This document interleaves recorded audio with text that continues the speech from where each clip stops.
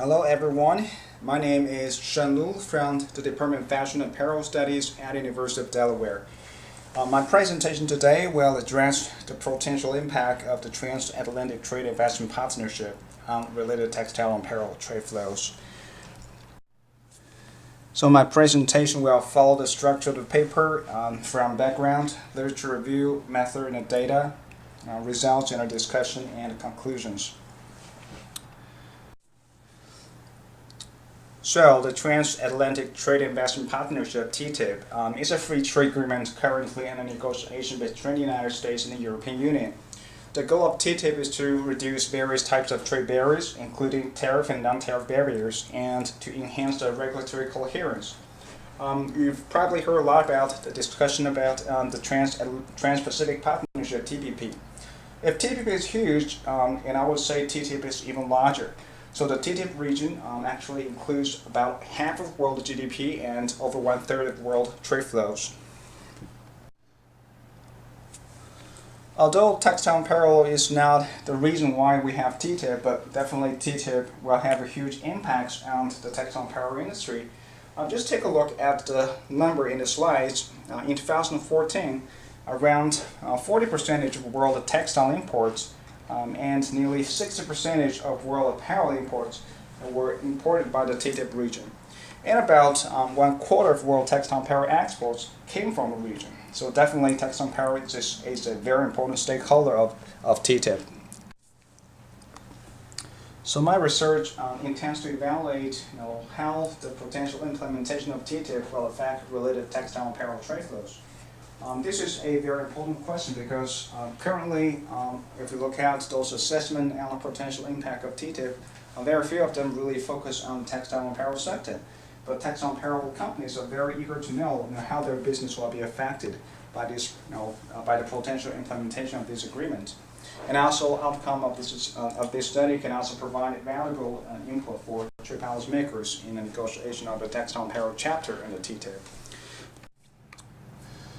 To explore the potential impact of TTIP on textile and apparel trade flows, we first need to understand the state of textile and apparel industry, both in the United States and Europe. In the U.S. textile industry, they pretty much still remains domestic manufacturing despite the impact of globalization. And more proportion of the output nowadays goes to high-end industrial and technical textile products. In comparison, the U.S. apparel industry has heavily relied on offshore production and global sourcing. So according to some statistics, by 2014, nearly 97% of the apparel consumed in the United States are imported. In comparison, the EU textile and apparel industry have some similarities and also some differences compared with the U.S. Because of the abundance of technology and capital, textile manufacturing is pretty much strong in some Western European countries, such as Germany, Italy, and France. And similar as the case in the U.S., more output nowadays goes to high-end industrial and technical textile products. In terms of apparel manufacturing, very interesting. Despite the highest wage level in the world, so the Western European countries, they have the highest wage level in the world, even higher than the one in the U.S., they remain very decent presence of apparel manufacturing, and probably this is because of many luxury brands are owned by the Western European countries. At the same time, Eastern European countries such as Poland, they engage in the making of apparel for the mass market. So both in terms of textile manufacturing and apparel manufacturing, they have very decent presence in Europe. Based on the state of the textile and apparel industry, there are 5 specific trade flows covered by the TTIP region we may pay attention to. The first one is the inter-region textile and apparel trade in Europe, which means the European countries, they like to import and export textile and apparel with each other. This happens largely because Europe as a whole has a relatively complete textile and apparel supply chain. Second trade flow is the one-way EU apparel exports to the United States. And most of these products are high-end luxury apparel products made by European countries. The third trade flow is the inter-region trade for textile between US and Europe. As we explained before, both US and EU produce high-end technical textile products. So these products may likely to trade with each other. These are the trade flows between TTIP members. But if we look at the impact of TTIP, two other non-TTIP member stakeholders should also call our attention. One is Asian countries. Okay, as we know, Asia as a whole is the largest source of textile and apparel products in the world. So Asian countries, they both export textile and apparel to the United States and the European Union. In addition, Turkey is the second external textile and apparel supplier to Europe. So Asia and Turkey should also be considered when we look at the potential impact of TTIP. So how TTIP might potentially affect related textile and apparel trade flows? This is because TTIP intends to eliminate tariff, which is a tax levied on imports only, and will reduce various types of non-tariff barriers. So non-tariff barriers could be in a format like quota, license, different kinds of documentation, and technical barriers of trade. So reduction of non-tariff barriers may also help reduce the cost of trade for related companies.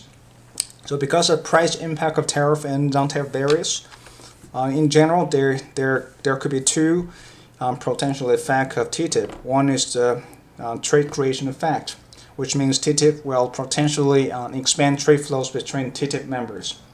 And the other impact is called the trade diversion effect, which means TTIP might potentially reduce trade flows between TTIP member and non-TTIP members. So because of the potential impact of TTIP and the specific pattern of trade flows within the TTIP region, here in the study I propose 5 hypotheses. In the hypothesis, I propose 2 trade flows will increase because of TTIP. One is EU and US intra-industry trade for textiles, especially for some technical textile products. The second trade flow that may increase is EU's apparel exports to the US. Because of the cut of tariff and the non-tariff barriers, those high-end apparel products from EU will have easier market access in the US market. And there will be several trade flows which might be negatively affected by TTIP. This includes Asia's textile and apparel exports both to the United States and to Europe, as well as Turkey's textile and apparel exports to Europe. In addition, because of increased imports from US, so probably TTIP might negatively affect the intra-region trade for textile and apparel in Europe.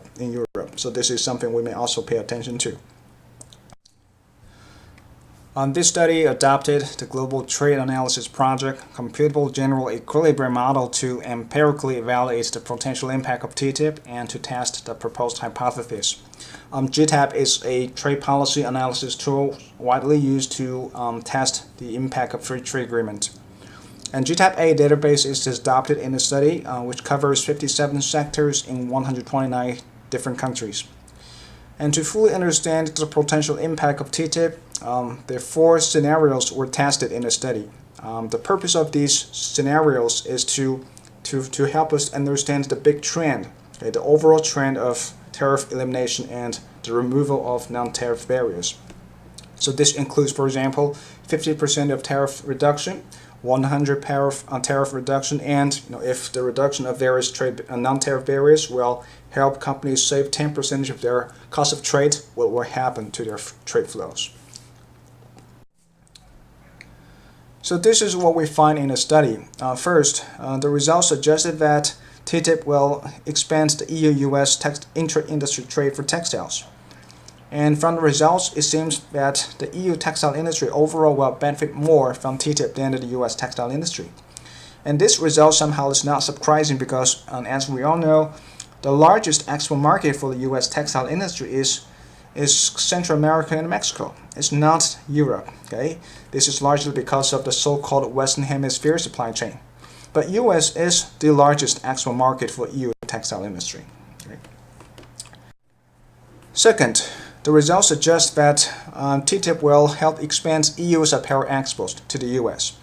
And more detailed data reveal that most of these expansion of apparel exports from EU to the US come from Western European countries such as Italy, Germany, and France, This means most of these increased apparel exports will be high-end apparel products rather than those made by the Eastern European countries. Third, the results does suggest that TTIP somehow will have some negative impacts on non-TTIP members. This includes Asia's textile and apparel exports to the US and EU, and as well as Turkey's textile and apparel exports to EU. However, if you look at it, the magnitude of the trade diversion effect, it seems Asia's textile and apparel exports to the US will be most negatively affected. And this is a very interesting finding and may be further explored in the future. In addition, the results suggest that TTIP might potentially negatively affect EU's inter-region trade for textile and apparel, but the impact seems to be very limited. Even in the worst case, that is 100 tariff reduction plus 10% price impact of non-tariff barriers, only around 2% of the current inter-region trade textile and apparel trade flows will be affected. So overall, EU's inter-region textile and apparel trade remains in very good shape and remains a very distinct trade pattern after the implementation of TTIP. So what can we learn from these findings? And here I have 2 points to make.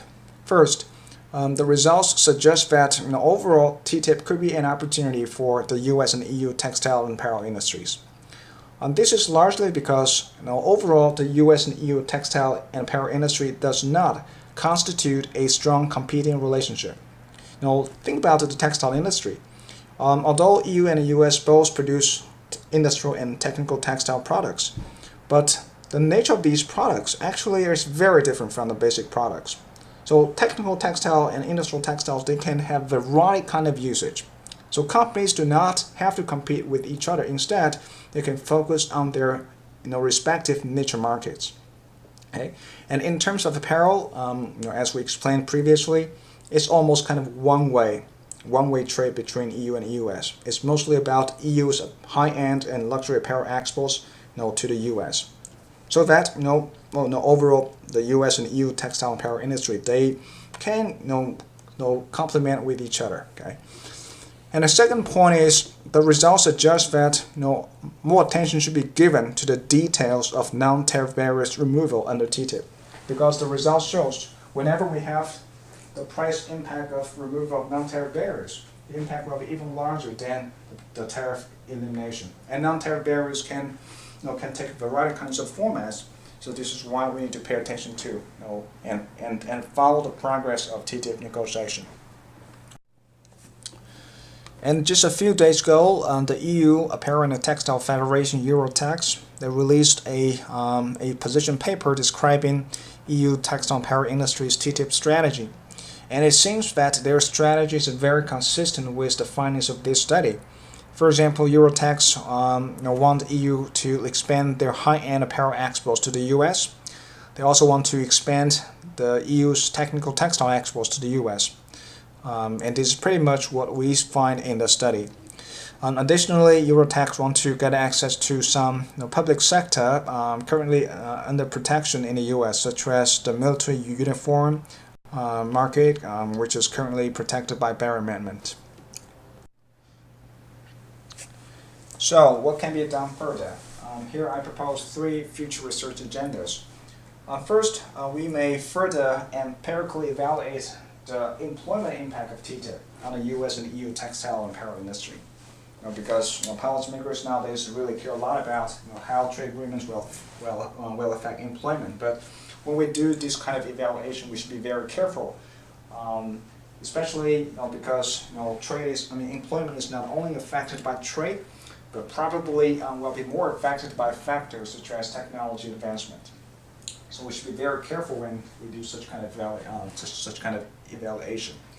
Second, we can further explore the potential impact of some specific mechanisms included in TTIP that is closely connected with the textile and apparel industry. For example, the textile and apparel specific rules of origin, which is kind of different both in the US and EU. In the US, the dominant rules of origin for textile and apparel is the so-called yarn forward, which requires the production starting from spinning of the yarn has to be happen within the territory of free trade agreements. But such a rule is less restricted in Europe.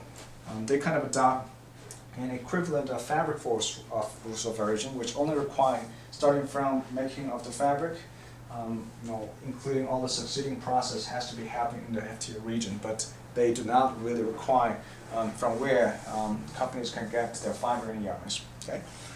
And the third area we can explore is the joint effect of TPP and a TTIP.